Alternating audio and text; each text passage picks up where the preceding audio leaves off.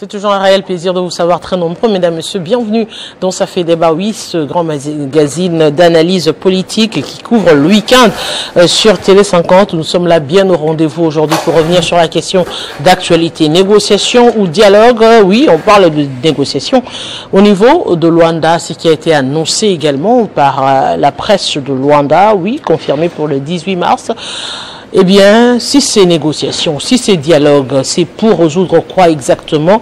Et quel sera le format justement? Pour quel résultat? Aujourd'hui, on va en parler encore avec M. Silver Bossois, qui est secrétaire général du Parti communiste congolais, Arlette Odia, cadre du PPRD, Donald Kabasele, cadre de l'UDPS, mais également M. Dieudonné Mouchagaloucha, qui est coordonnateur du panel des experts de la société civile. Bonjour, mesdames, messieurs.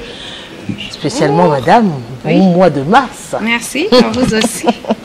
C'est un réel plaisir. C'est un réel plaisir d'ailleurs de vous retrouver encore sur ce plateau. Oui, on a vu à travers les réseaux sociaux, on se pose la question, vous avez également été auditionné?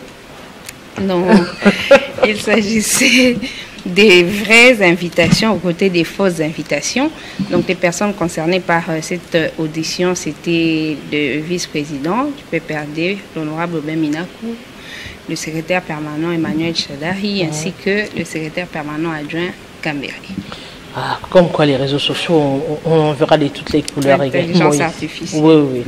C'est un réel plaisir, mesdames, messieurs, de vous revoir encore une fois de plus sur ce plateau. Oui, on revient quand même sur cette question d'actualité. Aujourd'hui, on parle et finalement d'une négociation, des négociations qui seront ouvertes déjà à partir de ce 18 mars. Monsieur Mouchagaloucha, je commence par vous. Oui, si on devrait parler aujourd'hui de cette rencontre finalement, est-ce un début de résolution de la crise dans la partie est de la République démocratique du Congo? Oui, effectivement, comme vous le savez, les panels des experts de la société civile s'étaient déjà exprimés et nous étions parmi les premiers, on ne cessera jamais de le dire, même avant certains politiciens, d'avoir vu loin et d'avoir compris qu'il faut trouver une solution politique, mais aussi une solution négociée face à la crise que traverse notre pays, non seulement pour terminer la guerre, mais pour résorber effectivement cette crise, parce que la guerre peut se terminer, mais la crise peut toujours continuer dans notre pays.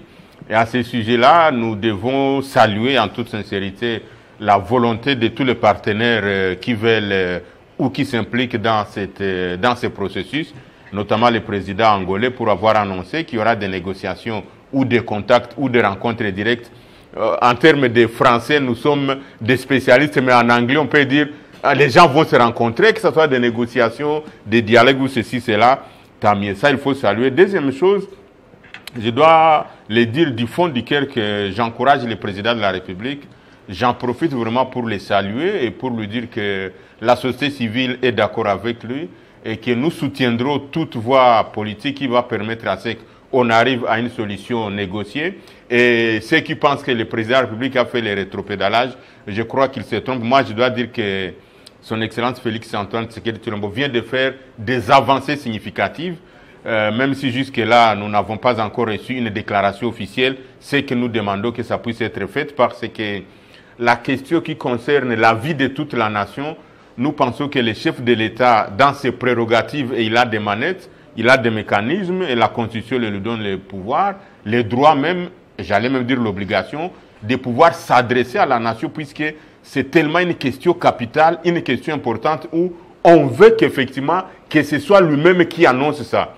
Donc, d'un côté, nous le soutenons, nous le recommandons et nous le sollicitons que ce soit lui-même qui puisse annoncer ça formellement à la nation pour dire les éléments de langage. Je suis sûr que Maître Kabasele peut les avoir si jamais il est consulté. Il peut avoir des éléments de langage qu'il va donner au peuple congolais pour dire non, il y a déjà eu autant de morts, ceci, cela. Et moi, je l'ai toujours dit que pour préserver la vie d'un seul Congolais, comme on voit dans d'autres nations. Je l'ai déjà dit une fois, les Américains, quand ils parlent les citoyens américains.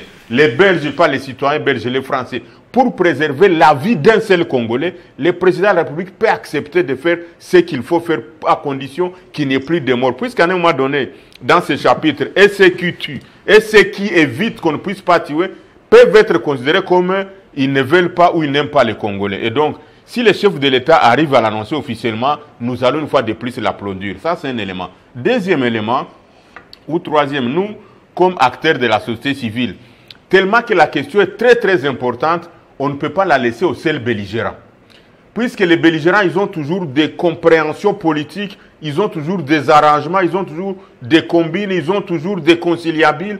On ne peut pas laisser seulement aux belligérants ou les partis en conflit de pouvoir discuter de cette question seule.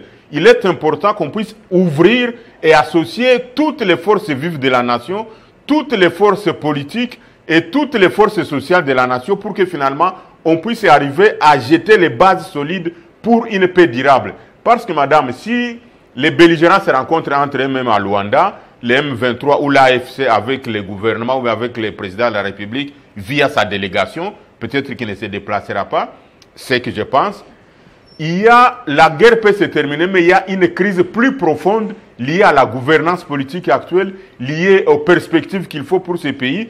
Et également, je ne peux pas ne pas citer la question électorale parce que c'est mon domaine. Nous sommes pour la régularité du cycle électoral et je crains que si les belligérants se rencontrent, ne puissent trouver des mécanismes ou des conciliabiles pour briser le cycle électoral, soit décider de faire des élections anticipées ou bien de retarder cela. Voilà un certain nombre d'éléments pour lesquels nous pensons qu'il faut ouvrir ces négociations pour que toutes les forces vives, les forces sociales, les forces politiques puissent s'intégrer, non seulement d'abord pour que la guerre cesse, et pour que cette guerre cesse, nous de la société civile, nous demandons qu'il puisse y avoir un couloir humanitaire, et ça nous sollicitons à l'AFC qui est en train de gérer cette partie. La population souffre. Il faut donc un couloir humanitaire qui va permettre à ce que les gens puissent bénéficier de l'aide, mais à ce qu'effectivement on ne puisse pas briser ces fils nationaux où les Congolais peuvent quitter de ces côtés pour aller de l'autre côté. Évidemment, les services prendront toutes les dispositions possibles.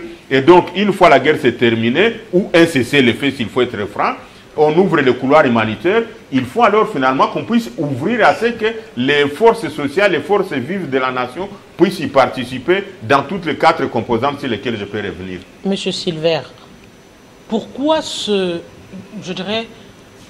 flou entretenu au début sur ces négociations? Il a fallu que le Congolais aille jusqu'au loin, jusqu'à chercher la communication, l'information auprès des chaînes d'Angola pour finalement parler de négociations. Négociations, rencontres directes. Qu'est-ce qui va se passer réellement? Merci beaucoup, madame. Je pense que je dois d'abord fixer l'opinion sur quelques points. La guerre et la négociation. Négociation. Toute guerre au monde termine toujours par les négociations. Première guerre mondiale est terminée par négociations. Deuxième guerre mondiale est terminée par des négociations politiques. Malgré la capitulation de Japon et de l'Allemagne, il y a la guerre de Corée qui a terminé toujours par négociation. Il y a la guerre de l'Irak-Iran terminée toujours par négociation. Aujourd'hui, il y a l'Ukraine et la Russie qui vont toujours terminer par négociation. C'est-à-dire, dans toutes les guerres, il y a des armes, il y a aussi l'aspect diplomatique.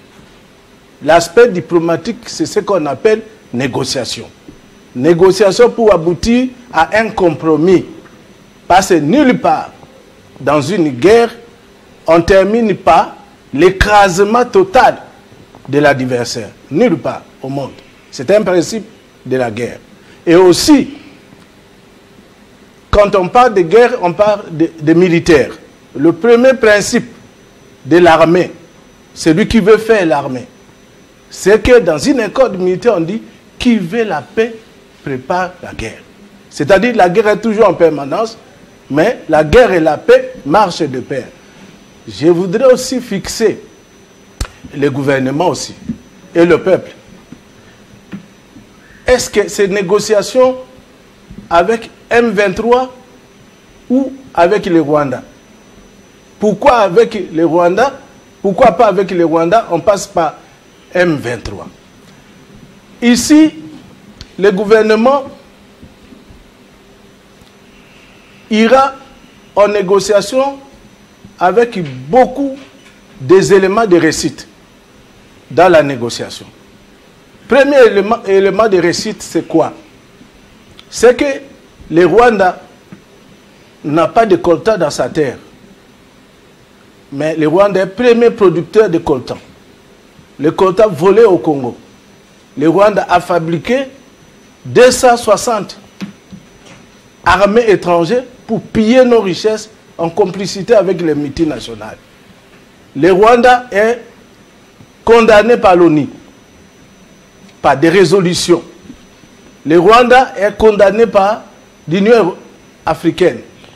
Et aujourd'hui, il y a une négociation de la communauté internationale, grâce bien sûr à la diplomatie du chef de l'État. La communauté internationale est arrivée à conclure que l'armée rwandaise est au Congo, mais l'armée rwandaise est en train maintenant d'utiliser certains Congolais traîtres qu'on a fabriqués des mouvements comme AFC M23. Mais si c'est le cas, si c'est le cas, les négociations devraient y avoir avec le Rwanda. Mais ce n'est pas le cas aujourd'hui. Il y a les négociations avec les M23. Madame, négociation avec le M23 parce que vous savez qui est derrière le Rwanda. Ceux qui sont derrière le Rwanda, c'est l'Union européenne qui a signé même des accords avec le Rwanda pour l'exploitation des minéraux du Congo, pour voler les minéraux du Congo. Il y a aussi les multinationales de toutes les puissances. Et madame, parce que accuser le Rwanda directement et que le Rwanda qui a été au Congo par procuration, il y a des pressions politiques au niveau international. Et cette pression politique fait que l'ensemble de la communauté internationale exerce des pressions à gauche et à droite pour qu'on termine avec une négociation. Mais est-ce que ne pas définir le cadre de négociation permettrait aux Congolais, justement à la partie congolaise, de savoir les éléments de langage à utiliser aujourd'hui? Parce que s'il faudrait négocier avec le Rwanda, vous avez évoqué cela ici sur ce plateau, avec des éléments de réussite, notamment les condamnations et autres, mais si c'est avec les M23, il y a un autre cahier de charge, il y a des réclamations liées au M23, et ce n'est pas notamment la question de minerais. C'est toute autre réclamation. Alors ne craignez-vous pas qu'avec ces négociations au niveau des Luanda, que ça soit plus le cahier de charge du M23 que la question du Rwanda? S'il vous plaît, madame, le Rwanda, la stratégie du Rwanda est connue. Et cette stratégie est connue parce que au niveau de Sun City, il y avait RCD Goma avec des Rwandais. Et ça nous pose des problèmes aujourd'hui. Parce que dans la négociation, il y a eu des Rwandais qui ont infiltré les services de sécurité, l'armée, et ça nous pose problème aujourd'hui pour la défense du pays. Et deuxièmement, le Rwanda a toujours utilisé des Congolais naïfs, des traîtres congolais, pour trahir les peuples, trahir leur patrie.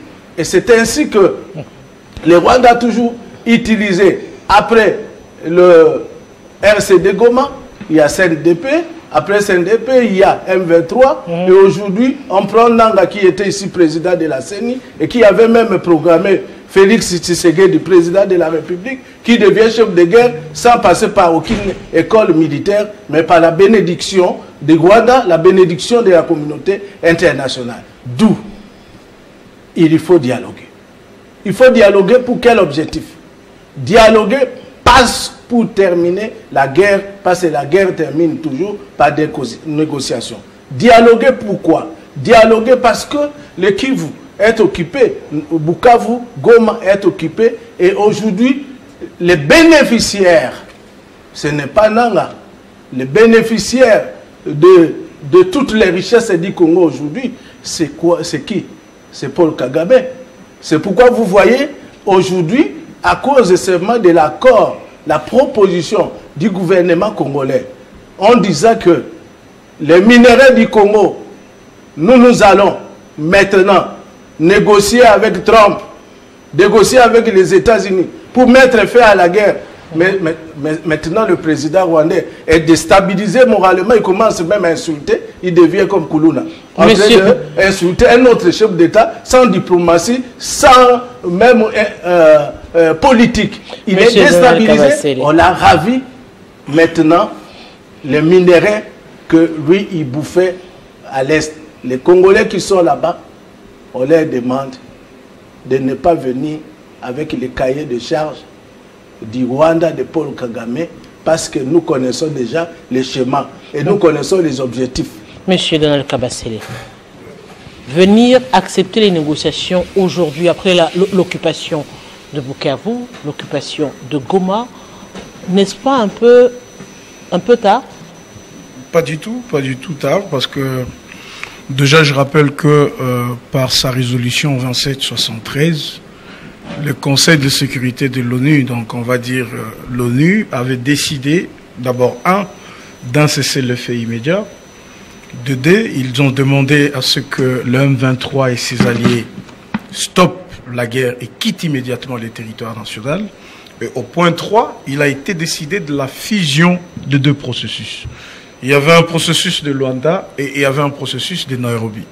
Le processus de Luanda, c'était un processus étatique. La RDC et le Rwanda. Et le processus de Nairobi, c'était un cadre qui permettait aux groupes rebelles de venir pour être démobilisés, désarmés et réintégrés. Parce qu'il y a effectivement, reconnaissant qu'au-delà du fait que c'est le Rwanda qui tire des ficelles, qui a toujours été à la pompe pour armer, donner de munitions à certains Congolais, mais il y a effectivement des Congolais qui, comme on le dit souvent, sont de pantins. Ils sont utilisés, et ces Congolais-là ont posé un problème en disant, ben, on arrête la guerre, on arrête tout ce qu'on a fait, mais que devient notre sort? On nous tue, on nous viole, on fait quoi avec nos familles? Donc, ils avaient besoin d'un cadre qui leur permettrait de réintégrer la vie dans la communauté et de vivre normalement. Alors, le président angolais, dans son rôle de médiateur, a estimé qu'au lieu que ces deux processus soient éloignés, tantôt on parle d'un processus étatique et de l'autre côté on parle d'une rencontre avec des groupes armés. Il a voulu que tous les deux processus connaissent une fusion auprès de lui. Comme ça, au même moment qu'il parle avec le président congolais, au même moment qu'il parle avec le président rwandais, au même moment il peut parler avec des rebelles dont le groupe rebelle, le groupe terroriste le plus expressif, c'est le groupe rebelle M23. Et je vous ai expliqué que le président de la République n'a jamais été opposé à l'idée de parler avec des Congolais. Ça, il l'a dit depuis longtemps. Sauf que là où le président de la République n'était pas d'accord avec certains groupes rebelles, c'est qu'il ne peut pas parler avec ces groupes parce que ces groupes ne sont pas, donc ces personnalités qu'on présente, ne sont pas des responsables. Ça veut dire, par exemple, en parlant du M23, quand le M23 viendrait dans son format rwandais, en réalité, les gens qui sont en face, ces gens n'ont aucune décision à prendre en dehors de la position que leur communiquerait leur maître. Et vous avez vu, je crois que nous avons suivi tous notre terroriste Corneille Nangaa, qui le disait publiquement, j'ai été condamné, mes biens m'ont été arrachés, ma famille n'a plus rien à faire, je n'ai rien à perdre à part me battre. Et ils ne se sont pas limités là. Ils ont écrit à l'ONU, ils ont écrit aux organisations régionales. Vous nous demandez de nous retirer, mais qu'est-ce qu'on devient après? Parce que finalement, ils savent que les Rwandais vont rentrer chez eux. Ils savent que les Rwandais vont regagner leur toit. Ils savent que les Rwandais savent où est-ce qu'ils peuvent rester. Et ils ont posé un problème en disant que devient leur sort à eux. Voilà, donc je voulais d'abord circonscrire ce cadre pour essayer de faire comprendre que dans ce processus-là, ce n'est pas le président de la République qui a demandé de négocier. Pas du tout. Les négociations, il suffit d'entendre Nangaa chaque jour, il suffit d'entendre tous les groupes rebelles, vous allez convenir avec moi que ce sont eux qui ont toujours voulu, de tous leurs voeux, qu'il y ait des négociations avec le gouvernement de Kinshasa. Et vous vous rappelez d'ailleurs que ce n'est pas la première négociation de ces groupes avec l'État congolais, à l'époque où ils étaient encore un autre groupe rebelles. Ils ont signé avec le gouvernement de la République en 2009, vous vous rappelez. Ils ont rappelé les négociations qui ont eu en 2007. Ils ont rappelé plusieurs autres négociations qui se sont toujours faites dans de pareilles situations. Et la résistance de Kinshasa ne leur permettait plus de faire leur jeu. C'est comme ça que le président rwandais propose à son homologue congolais, lors de la rencontre récente, qu'écoute, moi je voudrais bien, avec la fusion de processus, parler avec tous ces Congolais qui se retrouveraient dans tout le groupe rebelle. Donc, si parler entre Congolais, même si par moment on sait que certains de ces Congolais étaient sous la main de ceux qui nous combattent, vous voyez, eh bien, le président angolais l'ayant proposé, le président congolais a dit qu'il va réunir ses troupes, il va parler et il donnera la position officielle qui sera la position de la République démocratique du Congo. Mais seulement, pas dans un format voulu par Kagame, pas dans une logique, parce que la logique de Kagame c'est laquelle? C'est celle de dire, vous allez réintégrer tous ces soldats, ils deviennent des soldats congolais. Vous les prenez avec leur grade, ils deviennent des généraux et tout, donc un peu un recours à des opérations de brassage et de mixage, ce n'est pas le cas, vous voyez. Donner les commandements de certaines zones dans le Kivu, ce ne sera pas le cas, mais plutôt dans le processus de Nairobi, il était question de recevoir ces terroristes, ces rebelles, qui arrivent avec leurs armes, qui acceptent de déposer les armes, qui acceptent d'être réintégrés dans la communauté s'ils sont congolais. Certains, d'ailleurs, moi je propose que certains pourront être orientés vers les Kanyamaka CC pour qu'ils travaillent, qu'ils cultivent la terre et qu'ils voient comment ils peuvent se réintégrer. Donc, il n'y a pas de confusion à faire là-dessus. Le président n'est pas opposé à ce qu'il y ait de pourparlers entre Congolais, mais seulement le président n'est pas d'accord avec l'idée de Kagame qui a toujours eu derrière le M23, qui ont presque agenouillé le régime passé, vous vous rappelez que Joseph Kabila pouvait signer tout et n'importe quoi avec les envoyés de Kagame. Et donc, ça ne sera pas le cas. Donc, aujourd'hui, il n'est pas question de penser que la guerre serait perdue. Pas du tout. Parce que nos groupes, c'est vrai que l'armée, on a travaillé sur sa faiblesse pendant plusieurs années. C'est une armée qui a été infiltrée de bas en haut. C'est une armée qui a connu beaucoup de défections, beaucoup de rapports et tout. Pendant presque 18 ans, on va dire 20 ans maintenant, l'armée a connu toute cette faiblesse qui l'a effectivement rongée. Mais nous avons des compatriotes dans cette armée qui sont encore capables de défendre leur pays, qui ne capitulent pas et qui se battent. Et aujourd'hui, ces groupes rebelles, là où ils sont, ils savent qu'ils sont cuits. Parce que sur le plan diplomatique, vous avez vu, il y a des sanctions qui se préparent contre le Rwanda et ça sera encore beaucoup plus durci. Il y aura des sanctions qui seront prises immédiatement pour ceux qui ont commis des crimes de guerre, des crimes de génocide. Il y a déjà une liste, la CPI est déjà saisie. Nous avons déjà récolté plusieurs renseignements sur tous les crimes qui ont été perpétrés. Aujourd'hui, on tue les Congolais chaque jour à Goma, on les tue chaque jour à Bukavu, on viole les élèves dans une école publiquement par le Rwandais qui marche avec notre frère Nanga. Et ça, c'est inadmissible. Nous, en tant que gouvernement responsable, la riposte, elle est en train de se préparer. Les opérations sur terrain continuent. Mais pour ces Congolais-là, qui estiment qu'ils peuvent revenir à la raison, qu'ils peuvent parler avec leur gouvernement, qu'ils peuvent déposer les armes, accepter de se faire réintégrer, eh ben, il y a tout un processus qui le prévoit. Et donc, c'est ça le sens de la communication sur l'intégration des groupes rebelles. Merci. Madame Odia, les négociations, rencontres directes, dialogue. Au finish,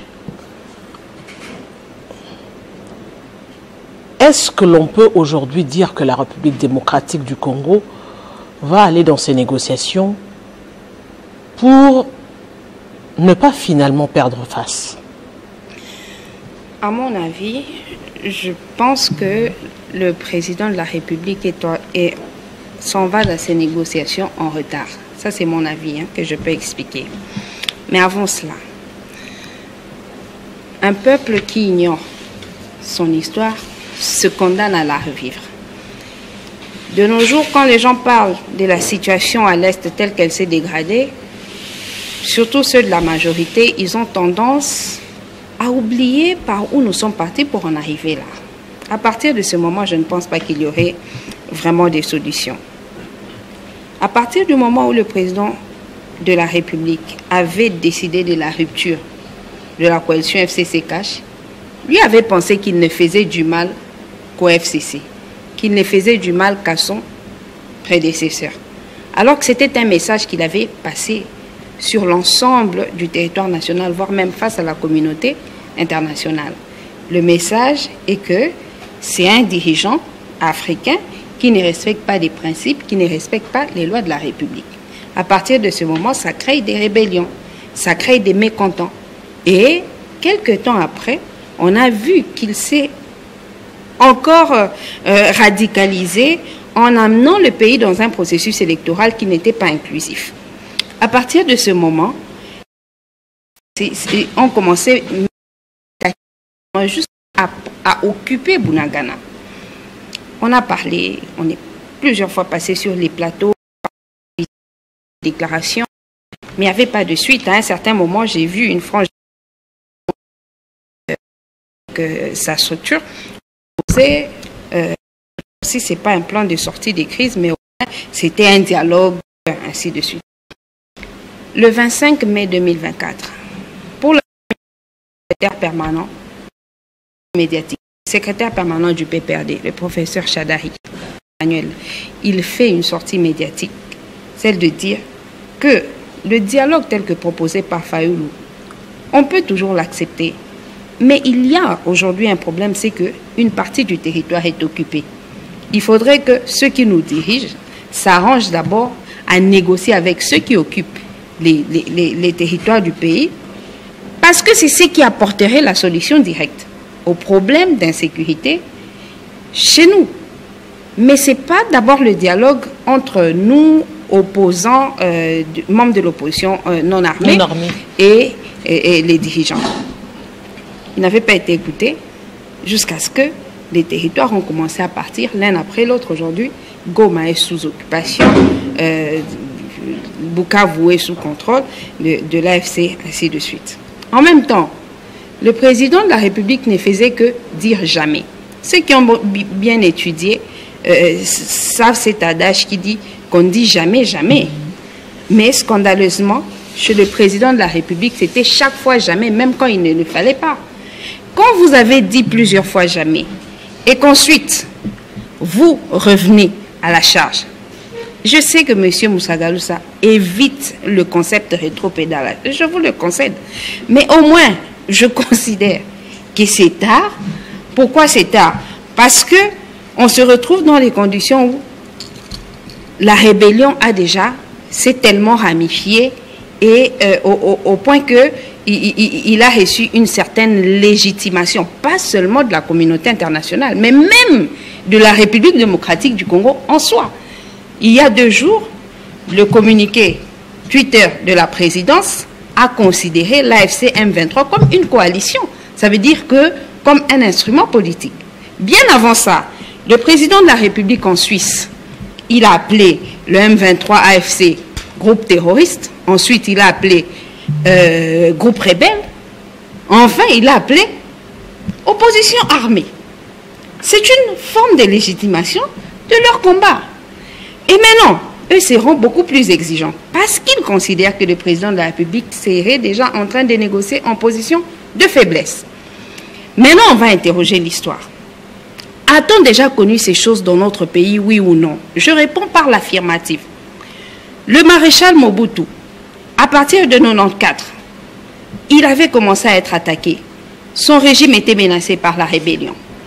Il trouvait des solutions palliatives qui l'empêchaient justement de faire des médiations directes. Au moment où il accepte de faire ces négociations, ça devenait pour négocier son départ. C'est ça ma crainte. Quand un président de la République refuse de négocier à temps et vient négocier en retard, dans la plupart des cas, en Afrique et même ici au Congo, c'est pour négocier le départ. Et c'est tout ça la crainte de ses partisans, même s'ils ne le disent pas. Et nous, on l'avait dit, en tant qu'opposition. Il y a un autre élément qui m'indique que c'est en retard que le président de la République accepte ces négociations, parce que déjà au pays, il y a beaucoup de tensions. Aujourd'hui, la majorité au pouvoir ne fait que s'attaquer au président Joseph Kabila. La majorité au pouvoir lance un message dans l'opinion, celui de dire que le président Joseph Kabila serait membre de l'AFC. Lui, en tant que président de la République, avec ses partisans, même sans le dire à ses partisans, vous verrez que une partie de ses partisans va rejoindre ces groupes-là. Pas seulement nous, mais tous les autres partis politiques en ce moment, même l'UDP, c'est un grand fournisseur de l'AFC.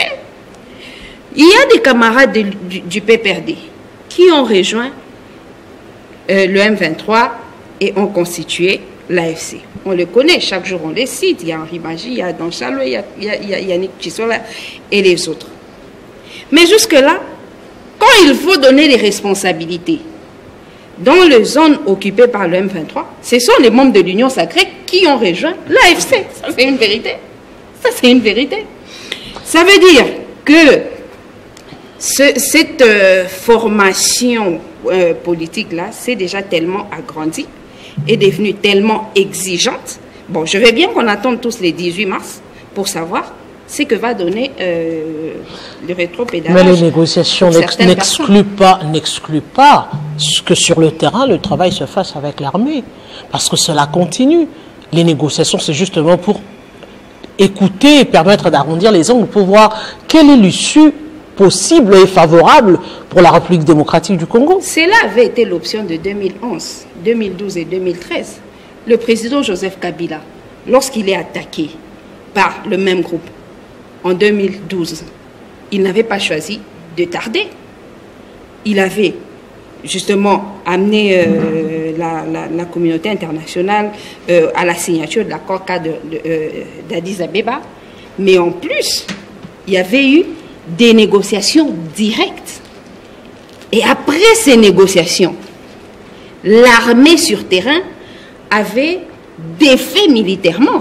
Vous voyez, vous liez ces personnes. Vous commencez par arracher leur signature, leur accord, tout en sachant qu'ils ne vont pas respecter leurs accords, qu'ils ne vont pas respecter leurs engagements. Mais au moins, ces engagements existent. Ça veut dire que quand ils font volte-face et que l'État se défend sur terrain, l'État se déploie sur terrain, il se défend.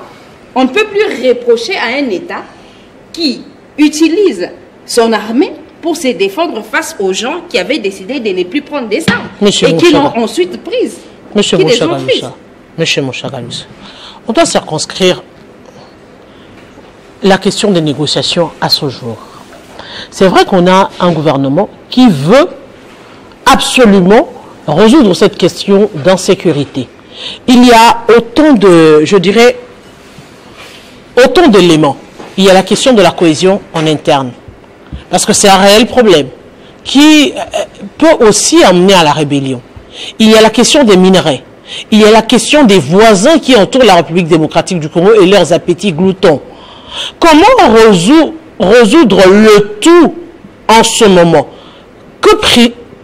Qu'est-ce qu'il faudrait en ce net moment prioriser? La question du Rwanda, la question de la FCM 23, la question de la cohésion interne, parce que c'est vrai, il y a aussi des tractations qui ont commencé avec cette question de l'union sacrée élargie, la question du gouvernement, du nouveau gouvernement attendu. Comment résoudre tous ces problèmes au même moment, ou encore comment les prioriser? Je pense que pour les résoudre, je n'aime pas dire qu'avec un bâton magique, mais c'est facile. Il faut seulement qu'il y ait la volonté et que les gens décident de pouvoir construire la nation. Les gens décident de pouvoir faire respecter l'État congolais et les gens décident finalement de sauvegarder tous les fondamentaux que nous ont laissés nos aïeux, notamment l'intégrité territoriale, l'unité du pays, la cohésion nationale. Il ne faut pas voir Sylvestre comme Mungala, voir Maman comme Moulouba, voir mon frère Donald comme Mukongo, et finalement voir Dieudonné comme Rwandais, voir Maman. Il faut d'abord, si on a la volonté de pouvoir transcender et garder les fondamentaux, il est possible, et je pense qu'en un clic, on peut arriver à les résoudre. Raison pour laquelle je venais de proposer, et donc vous m'avez rejoint, madame, en disant qu'il faut effectivement ouvrir. Parce qu'on peut terminer la guerre, mais on ne va pas résorber la crise. Il y a une différence entre résoudre la crise et la résorber. Puisque si on n'ouvre pas, on dit on va discuter seulement avec l'AFC de Nanga, et j'apprécie Maître Donald qui venait d'appeler Nanga notre frère. J'apprécie ça, et c'est déjà une voie d'ouverture que finalement on commence à comprendre qu'il y a des Congolais qui sont de l'autre côté. Quand nous on le disait, moi je ne cesse d'être caricaturé, non, celui-là c'est le représentant de Nanga. Moi j'ai l'habitude de dire la vérité. Qu'on le veuille ou pas, Nanga il est là. Aujourd'hui il contrôle des pans entiers de notre territoire et il ne va pas aller négocier en position de faiblesse. Ça c'est clair, et il faut être habitué à dire la vérité. Une parenthèse, il faut féliciter Télé 50 et des émissions pareilles, parce que généralement dans tout ce que nous disons, nous commençons à les voir. Et donc, pour ouvrir, si on parlait avec le M23 aujourd'hui, il y a la question de l'Ituri, madame. Les gens meurent, il y a des assassinats, des tueries en Ituri et tout le temps. Est-ce qu'on va parler seulement avec les M23, l'AFC? On oublie la question de l'Ituri, on oublie la question de Mobondo, on oublie la question de l'Ouganda. Je l'ai toujours dit, j'en appellerai toujours à ceux qui peuvent m'écouter. Le Rwanda n'est pas dangereux pour nous plus que l'Ouganda.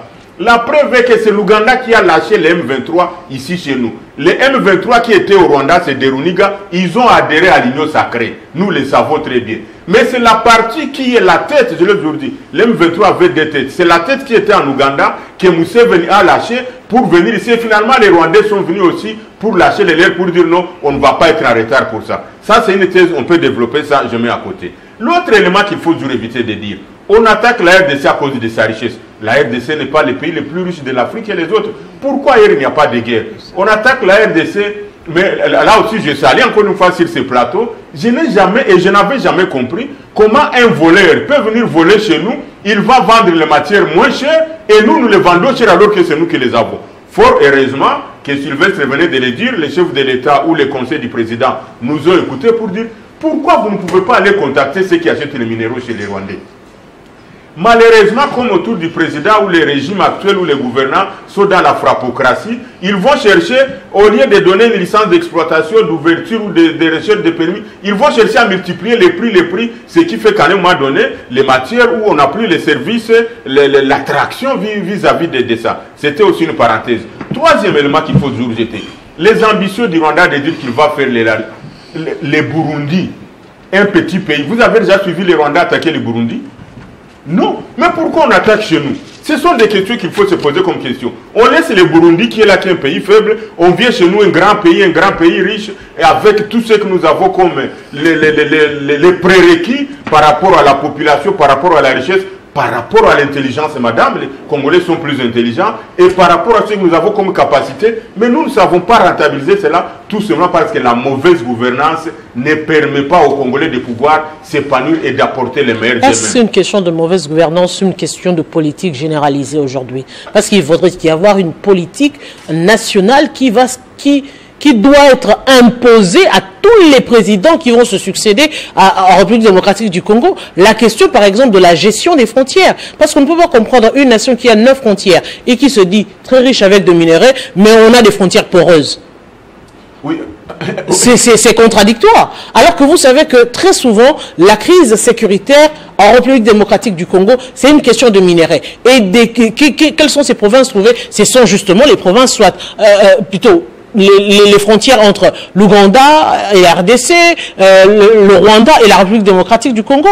Pourquoi il ne faudrait pas qu'il y ait une politique nationale qui sera imposée à tous les présidents en ce qui concerne cette matière de sécurité des frontières? Effectivement, madame, raison pour laquelle il faut définir un cadre, comme venait de le dire Donald, il faut définir un cadre qui va permettre de cimenter les accords et les décisions ou les résolutions qui seront décidées pendant ces assises-là. Et il y en a l'exemple, on venait de le dire si on regarde par derrière, Sun City, c'était un cadre parce qu'il n'y avait pas des accords politiques informels. Ce qu'on cherche à obtenir et ce qu'il faut éviter, et nous de la société civile, nous n'allons pas accepter cela, d'obtenir des accords informels entre des parties prenantes. Il faut des accords où il y aura des engagements formels, où on saura dire que non, la partie gouvernementale, la partie rébellion, l'opposition politique, la société civile, ils se sont engagés à ceci ou cela. Et qu'on ne puisse pas dire parce que nous avons Est-ce que c'est le malheur d'avoir des gens qui ne respectent pas leurs paroles dans ces pays? Je ne sais pas. Mais connaissant les politiciens congolais, ils peuvent vous dire une chose aujourd'hui, demain ils changent. Mais si on trouve un cadre formel, un cadre globalisant, un cadre officiel où tout le monde va prendre des engagements, à ce moment-là, on peut arriver à des solutions durables. La preuve est que Sun City avait fait un pacte qui a permis de stabiliser le pays pendant autant d'années. Et à ce sujet-là, il faut toujours puiser dans cela. Heureusement ou malheureusement, je ne sais pas, il faut qu'on arrive également à déblayer, à réaliser un certain nombre de préalables pour pouvoir décrisper la situation et permettre aux gens de pouvoir y participer. Par exemple, tous les Congolais qui sont en exil aujourd'hui, il y en a plein. Pourquoi les gens vont en exil? C'est parce qu'ils se sentent en insécurité dans leur propre pays. Et quand ils sont en exil, surtout, la vérité est que plus les gens de FCC qui sont plus en exil que les autres. Donc, vous voyez, cet environnement politique ne permet pas de jeter les bases solides d'avoir une nation. Or, il faut qu'on puisse quand même décrisper cela et qu'on puisse regarder dans les rétroviseurs. Je l'avais toujours dit. Le chef de l'État était mal entouré, ou il est mal entouré parce que les gens lui amènent dans la position extrême. Or, vous ne pouvez pas défier un peuple pendant autant d'années. Vous pouvez croire avoir la force aujourd'hui, le pouvoir aujourd'hui, mais quoi qu'il en soit, la loi de la nature fera que ça puisse faire de la rotation. Et nous, de la société civile, nous ne pouvons pas vouloir. Nous avons voulu qu'on puisse avoir un ancien président honoraire à la personne de Joseph Kabila. Nous aimerions avoir également le président Félix Antoine Tshisekedi Tshilombo comme futur sénateur dans ces pays et non pas à l'exil. La manière dont Joseph Kabila est traité aujourd'hui, il n'est pas n'importe qui. On doit le dire. On peut maquiser de tout, mais j'ai l'avantage de dire la vérité. La preuve est qu'il venait de faire une interview sur le départ des troupes armées étrangères. Au lendemain ou 2-3 jours après, la SADC a pris une résolution pour dire non, il faut faire partie des armes. Puisqu'à un moment donné, des chefs d'État regardent dans cette région comment est-ce que les autres sont en train de gérer. Si on a fait ça à Joseph Kabila, qui a accepté de laisser le pouvoir sportivement, Kabila n'avait pas manqué les moyens, il avait l'armée, il était encore jeune, je crois qu'il a l'argent, il a des partisans, il a tout, mais il a laissé le pouvoir comme ça. Et aujourd'hui, entre guillemets, il est traqué, il ne sait plus revenir dans son pays. Qui peut comprendre ça? Et malheureusement, on amène notre président de la République dans ce schéma-là de pouvoir diaboliser, de pouvoir caricaturer quiconque n'est pas de l'union sacrée. Aujourd'hui, on peut les caricaturer, mais madame, je vous dis et je le répète devant ces micros, si on n'arrive pas à définir un cadre global et globalisant, où on va déballer tout, où on va verser tout, où on va décider, où on va prendre des engagements, on peut parler avec l'AFC aujourd'hui, mais demain, il y aura une autre rébellion. Et donc, il est important que ceux qui nous écoutent et les services puissent être en mesure d'anticiper sur un certain nombre de choses. Donc, c'est un travail de longue haleine. Il y aura des négociations directes et il faudrait qu'il y ait une suite pour la décrispation. Évidemment. Bon, peut-être, si vous permettez, Madame Harley, oui, on peut prendre un certain nombre d'éléments qui peuvent mettre tout le monde des garanties qu'il faut prendre en termes de garanties internes et de garanties internationaux, mais aussi l'implication de tout le monde dans la gestion de la chose publique, parce que, je l'ai toujours dit, Donald, d'ailleurs, en est victime. Il avait gagné des élections, mais malheureusement, il a été proclamé, mais après, on lui a ravi son poste, son siège. Tout simplement parce que ce que Denis Kadima fait dans ces pays, il est le début, il est entre autres une graine qui a poussé à ce qu'on arrive au fond. Ce que nous avons comme assemblée, les élections que nous avons vécues. Moi, je n'ai jamais dit que nous avons fait des élections. Évidemment, le président de la République, je l'avais dit encore une fois ici, pour moi, et je suis sincère, c'est la ligne rouge, c'est-à-dire c'est le pilier de la nation. Mais toutes les autres institutions-là, l'Assemblée, moi je ne pense pas, une Assemblée monocolaire, le Sénat, tout ce qu'on a comme le Sénat, tout ce qu'on a comme gouvernement, tout ce qu'on a comme institution d'appel à la démocratie, la manière dont Kadima accédait à... Donc, vous voyez, tous ces imbroglios-là, toutes ces méli-mélos-là font des frustrations. Et quand j'ai alerté ici, Madame Arlette, les frustrations d'ordre électoral sont plus dangereuses et plus meurtrières que les frustrations. Vous l'avez dit ici sur ce plateau, je me rappelle. Monsieur Bossois, finalement, les Congolais doivent s'apaiser et se dire que c'est un début de résolution de la crise dans la partie Est, ces négociations finalement. Certainement, Madame, je pense qu'il y a beaucoup de points que nous devons clarifier. La politique, c'est une affaire de dialogue en permanence. Et dans les dialogues, il y a toujours des termes erronés et des termes justes. Et je pense que quand il y a une guerre et que les gens meurent, il faut beaucoup retenir les idées justes que s'accrocher aux idées erronées. Ceux qui meurent à l'Est, il y a les familles déjà de PPRD, il y a les familles déjà de FCC, les familles déjà de l'IDPS et de tout le monde. Je pense que à l'heure actuelle, l'opposition, tout comme les pouvoirs en place, doivent travailler ensemble en synergie pour la fin de la guerre. Et pourquoi mettre fin à la guerre? C'est pour que les richesses de la RDC qui sont aujourd'hui pillées par les Rwandais et pillées par les autres puissances à travers les groupes armés puissent au moins revenir au peuple congolais. Deuxièmement, il faut cesser de parler de la rébellion. Parce que quand vous parlez de la rébellion, c'est déconnecter même de l'existence du dossier. Pourquoi?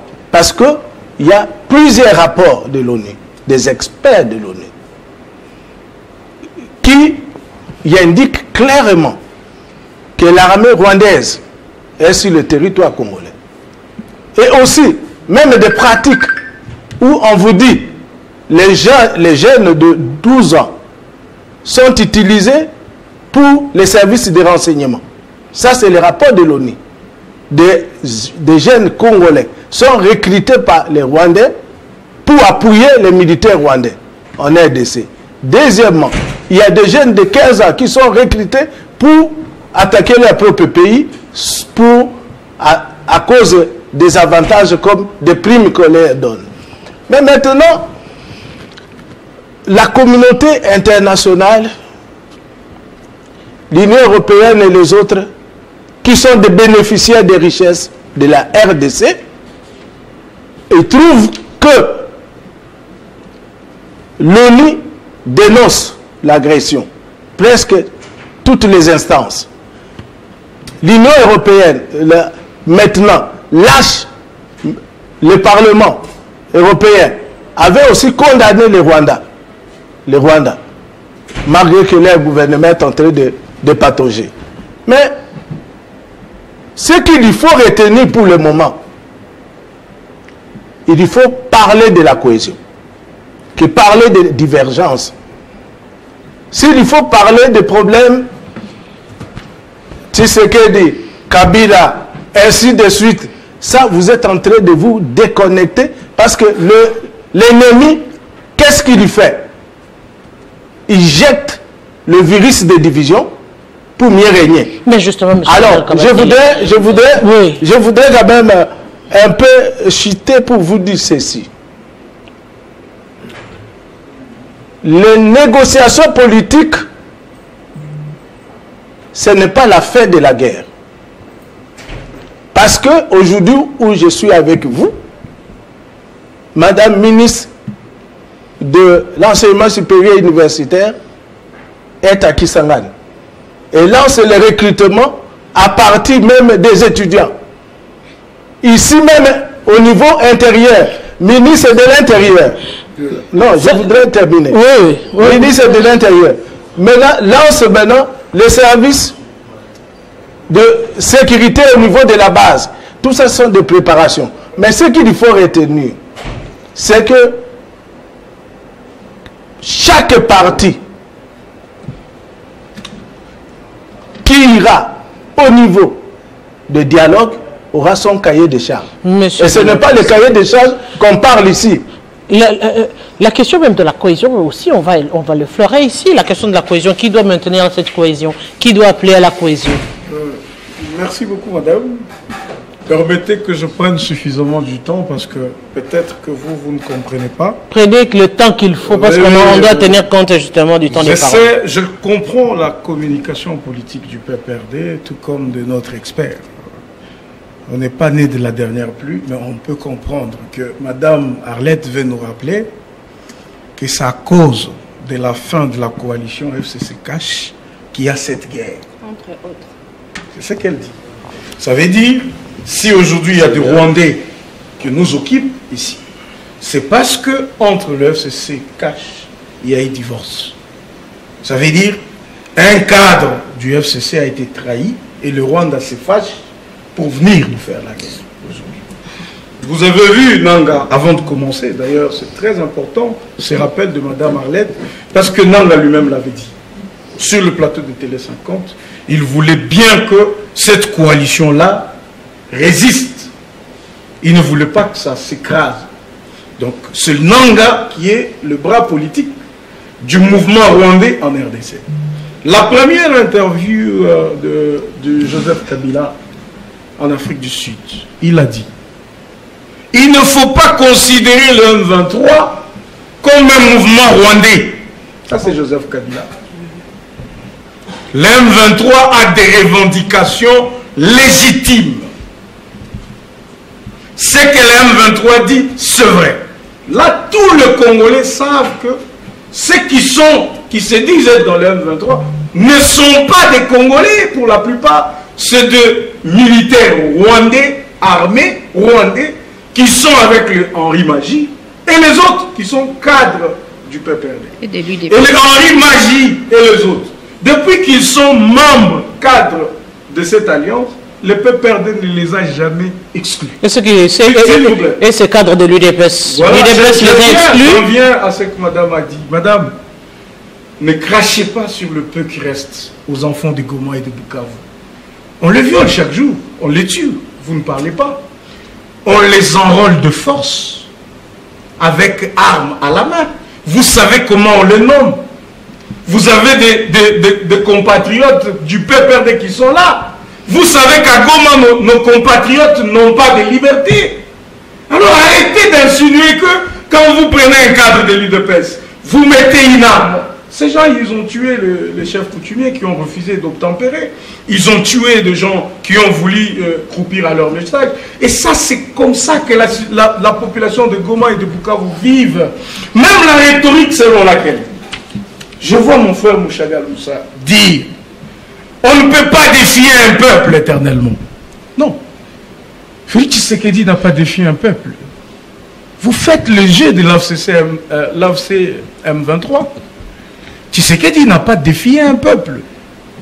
Le peuple sait que nous sommes agressés. Vous pouvez être dans le camp de AFC M23, vous pouvez être, on va dire, de représentants de ces organisations à Kinshasa, mais les Congolais dans leur ensemble, ils sont convaincus que ce sont des Rwandais qui attaquent notre pays. Maître, donc ça veut dire, non, je ne suis pas s'il vous plaît, non, je ne suis pas s'il vous plaît, de l'une ou l'autre. Non, j'ai dit, parce qu'à vous entendre parler, je sais comprendre que tout ce que le M23 raconte, c'est ce que vous faites ici. N'est-ce pas ce qu'on vous reproche également, vous, quand vous ne voulez pas entendre le point de vue des autres? C'est ce qu'on reproche également à l'Union sacrée. À chaque fois qu'il y a un avis contraire, à chaque fois qu'il y a un autre son de cloche, vous ne voulez pas écouter et automatiquement vous caricaturez.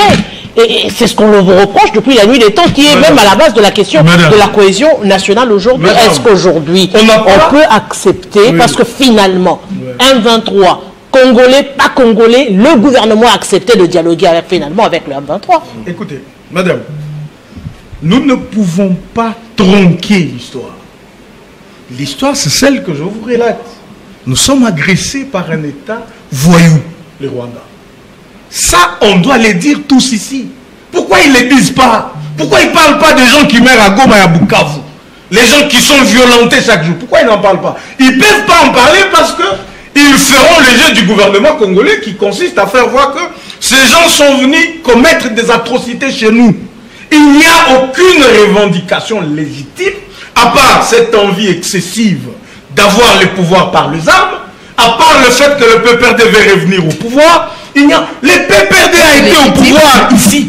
Qu'est-ce que le PPRD a fait? Finalement, madame, ils ont donné de l'emploi à qui? Madame, vous avez payé. Félix Tshisekedi a commencé non, mais écoute, madame, d'abord, on lui accorde également le temps. On lui accorde le temps de parole parce que vous les avez accusés. Une minute. Donc, madame. Donc, c'est le PPRD. Ça confirme que le PPRD est avec le M23. Madame Odia, finalement, vous ne condamnez pas. Vous voulez revenir au pouvoir. Vous soutenez le M23. Autant d'accusations, finalement. Le PPRD, en ce moment, on le sait, il n'a pas participé aux élections, il n'a ni député, il n'a ni sénateur. C'est à peine que vous avez refait la sortie politique du PPRD. Mais lisez la loi. La loi portant statut d'opposition organise qu'il y a une opposition parlementaire, une opposition extra-parlementaire. On assume les faits qu'on n'est pas dans les institutions, on n'a pas été aux élections, nous sommes donc une opposition extra-parlementaire. Maintenant, est-ce que ça nous empêche à compétir aux prochaines élections?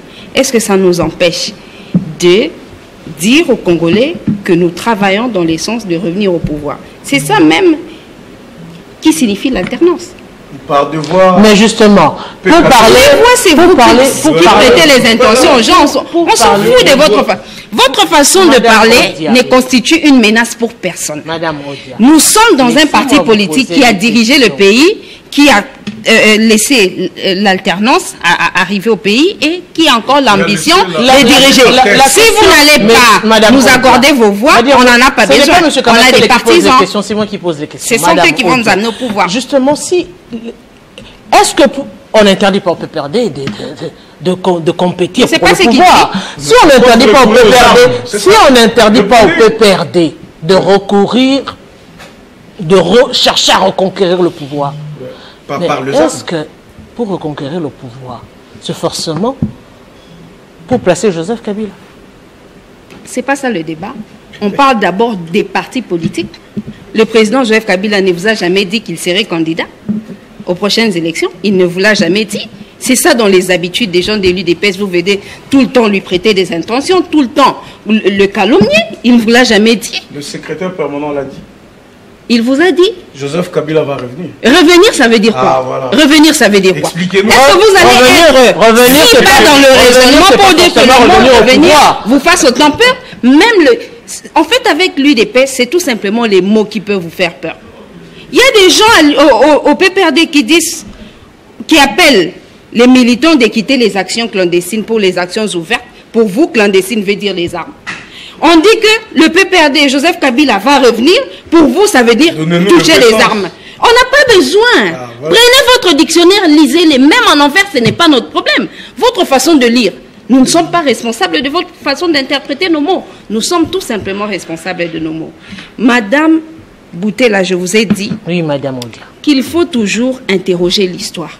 C'est ce qui nous aide à bien arranger notre avenir. Pour l'avenir. Mais justement, est-ce que le M23 n'a pas attaqué le régime en place à Kinshasa avant Félix Tshisekedi? Ça aussi, c'est une vérité. Le M23 avait occupé Goma. En 2012. À cette époque, qui dirigeait le pays? C'était Joseph Kabila. Quand vous arrivez au pouvoir, vous êtes confronté à une situation par laquelle est passé votre prédécesseur. Le minimum à faire, c'est d'observer comment il avait résolu la crise ou les problèmes, avant même de se dire si vous allez faire la même chose ou faire autre chose. Vous ne faites pas ça. Vous décidez de dire jamais, jamais on ne ferait ceci, jamais on ne ferait cela. Entre-temps, les Congolais sont en train de mourir. Les territoires sont en train d'être occupés. Les uns après les autres. Vous êtes insensibles. Tout ce que vous trouvez à dire, c'est que voilà, tout le monde a pris les armes contre Tshisekedi. Tout le monde a pris les armes. Mais vous allez justement pousser tout le monde à prendre les armes contre lui. Et ça, c'est pas bien. Les Congolais ne l'accepteront pas. Je m'en fous de ce que vous pensez de mes propos. Je ne suis pas responsable de votre compréhension. Dans tous les cas, vous n'allez pas changer parce que c'est votre façon de faire. Malheureusement, cette façon de faire, en étant au pouvoir, elle est en train de créer des victimes, de causer des victimes. Vous êtes insensible. Vous êtes insensible. Le président Joseph Kabila a assuré l'alternance politique, la passation civilisée du pouvoir au sommet de l'État avec la RDC dans ses limites. Avec la RDC dans ses limites. Aujourd'hui, ça fait déjà 3 ans que Tshisekedi n'arrive pas à diriger sur un territoire tout entier. Et ça ne vous dit rien. La solution pour vous, c'est d'accuser les autres. Et les Congolais ont déjà compris que c'est de la manipulation politique. On ne va pas nous apitoyer pour le fait que l'UDPS pense que nous avons les armes. Les Congolais savent qu'on n'en a pas. Les Congolais savent qu'on n'en a pas. Les Congolais savent que nous allons militer pour la prochaine alternance. Et ça, personne ne peut nous le refuser. Donc personne ne va vous intimider? Non. personne ne va nous intimider. Nous militons pour la prochaine alternance. Nous vous disons que puisque le président Tshisekedi, puisque le président Tshisekedi a rejeté complètement l'histoire de ce pays, il a pensé qu'il pouvait inventer la roue. Il a déjà accepté les négociations, c'est déjà quelques jours, et qu'il amène des résultats. Le dernier tour de table, en un mot. Oui. Un seul dernier mot à tous nos 4 invités. On commence par M. Mouchagaloucha. Oui, le dernier mot, je vais être bref en 4 mots d'ailleurs, ou en 4 syllabes. La première chose, je voulais rassurer mon frère Maître Donald Kabasele que je ne suis représentant de personne. Je parle la vérité parce que j'ai mon pays. Et je voulais vous dire pour l'instant, et je l'ai dit formellement, pour l'instant, peut-être je suis le seul qui est du côté du chef de l'État. Puisque pour le moment, je dis que c'est la ligne rouge. Les autres ou plusieurs sont en train de vouloir montrer comme si son excellence Félix Tshisekedi, il est obstacle et qu'il faut qu'il démissionne, qu'il puisse partir. Donc je voulais vous rassurer de cela. Enfin, par la question des mixages, je l'ai dit en un mot, on ne peut pas avoir peur de ça. Je suis de ceux qui pensent qu'il faut dissoudre l'armée. Et donc mixage, brassage, moi je n'en ai pas peur. S'il faut le faire, mais il faut dissoudre l'armée. Vous pouvez développer ça au niveau de votre bureau stratégique. Et enfin, la société civile est en train de lancer une campagne nationale pour la paix durable en RDC et nous allons faire toutes nos propositions et cahiers de charges à qui il faudra les faire, tout en rassurant que nous ne sommes que du côté de la vérité. Madame, j'adresse le message d'abord au PPRD à l'IDPS. Ce climat que vous aviez présenté au niveau de l'émission montre que nous ne pouvons pas construire ce pays. Quand le pays est en guerre, nous devons parler pour la cohésion que pour les divisions. Le PPRD a comme idéologie social-démocratie. L'IDPS social-démocratie. Si les éléments qui concourent à social-démocratie signifient la division et s'entretuer, alors on ne comprend pas la politique. Je préfère que vous, l'IDPS et le PPRD, vous puissiez rester calme pour que le pays avance. C'est-à-dire, c'est que vous devez parler pour la cohésion. Vous devez plus parler sur l'unité. Monsieur Kabasele. Et vous devez parler plus pour la fin de la guerre que pour... Ici, c'est un spectacle de la guerre et ça favorise aux Rwandais et cela favorise maintenant aux ennemis de la République. Parlez de l'unité. Les éléments de l'unité, où sont les éléments de l'unité? On n'a rien trouvé. Ici, on trouve que Tshisekedi, Kabila, jusqu'à la fin. Où est le Congo? Où est les éléments du Congo que vous aviez fait? Où est la défense de la patrie? La patrie est en danger. Vous, PPRD social-démocratie, IDPS social-démocratie. Si social-démocratie signifie les divisions et les querelles, ça, on n'a pas compris la politique. Monsieur Kabasele. Parlons de l'unité. Un message, c'est celui de dire à nos amis du PPRD de ne pas soutenir l'AFC, de ne pas soutenir l'Alliance Fleuve Congo de Corneille Nangaa, de ne pas se cacher non plus. Corneille, peut-être qu'il est courageux, il est sorti en plein jour, que le PPRD sorte. Mais on voulait rassurer les uns et les autres que le président de la République est engagé à parler avec des Congolais qui pensent que la paix est encore possible et que nous n'avons que ça comme pays. Le PPRD peut faire tout ce qu'ils veulent. Ils peuvent envoyer des militants rejoindre le truc. Rassurez-vous, Madame Arlette, on n'est pas aux époques de 1994 où Mouzé a été utilisé et tué, où Mobutu était faible. Tshisekedi est très fort pour l'instant et il a déjà gagné la guerre. Si vous vous évertuez à penser que, avec les Kalachnikov que vous avez à gauche, à droite, Tshisekedi va fuir ou il va capituler, ce n'est pas question, mais seulement, comme il est le père de la nation, il est là pour tous les Congolais et il va parler avec des Congolais quand il le faudra pour refaire la paix. J'aime le père de la nation. Merci. Moi, je suis en train de conclure mon propos en rappelant ce que tout le monde sait. Tout le monde sait que le PPRD, nous ne sommes pas au sein des institutions. Donc nous n'avons aucune responsabilité première par rapport à mettre fin à la guerre ou à toute autre hostilité. Vous la créez. Tout ce que nous faisons. Un dernier mot. Tout ce que nous faisons aujourd'hui, tout ce que nous faisons aujourd'hui, c'est faire de déclarations politiques, donner notre position pour la solution, pour résoudre le problème du Congo. Mais non, ceux qui sont au pouvoir, ils décident de mettre ça au placard, ils décident de les utiliser, ça c'est pas notre problème. Toutefois, puisque nous sommes un parti politique, nous continuons notre travail sur terrain. Nous nous mobilisons, nous sensibilisons le peuple congolais parce que 2028 n'est pas loin. Nous devons aller aux élections, nous devons décrocher la prochaine alternance et diriger différemment le pays, continuer l'œuvre de développement qui s'était développée. Vous n'avez aucun sens de la Constitution parce que si vous l'aviez, vous aurez su que dans cette Constitution, on parle de l'alternance et l'alternance, ça se joue. Attendez, s'il vous plaît, madame. Attendez.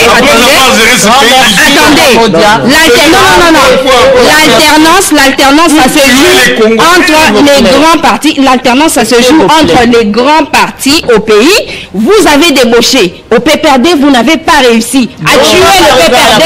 Alors nous allons nous battre pour rentrer au PPRD. On va débattre après le plateau. Vous avez pensé que vous alliez tuer le PPRD. Nous avons régné comme l'aide. Laissez-moi mon temps de parole. Malheureusement, la force, c'est sensibiliser le peuple. Et ça vous fait... Madame téléspectateurs, je veux vous rappeler que la République démocratique du Congo n'appartient ni au PPRD, ni à l'UDPS, moins encore à Joseph Kabila, ou encore à Félix Tshisekedi. La République démocratique du Congo nous appartient à nous tous et nous sommes dans l'obligation de parler de la RDC et d'exiger une paix parce que c'est dans la Constitution et tant qu'on n'aura pas cette paix, eh bien nous ici sur ce plateau, nous n'aurons que le droit de parler. Oui, on parlera jusqu'à ce qu'on aura la paix et c'est un réel plaisir. Je vous dis encore grand merci à vous et on va se retrouver le vendredi prochain. Et grand merci également à tous les téléspectateurs et à très bientôt.